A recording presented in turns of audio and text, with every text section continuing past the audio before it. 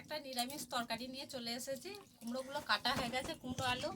উনুন জ্বলে গেছে, আমি কড়াইটা চাপিয়ে নেব।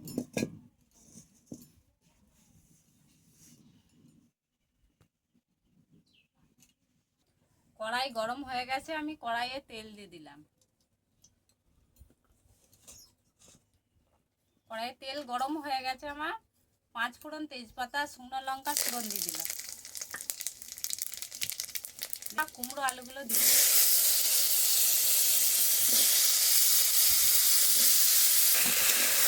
কুমড়ো আলুগুলো একটু নেড়ে চেড়ে ভেজে নিলাম। আমি ভালো করে নেড়ে চেড়ে ভেজে নিয়েছি। আদা বাটা দিয়ে দিলাম, হলুদ গুঁড়ো,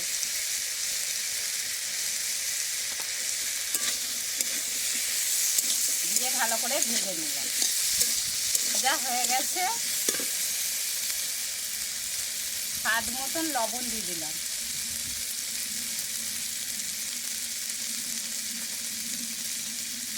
জল দিয়ে দিলাম।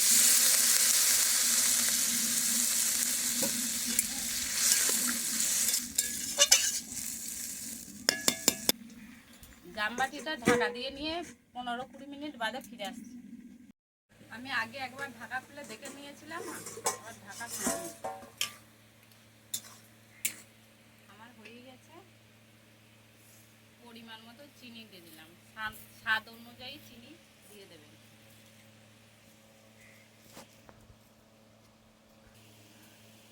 কাঁচা লঙ্কা দিয়ে দিলাম, দিয়ে নেড়ে নিলাম।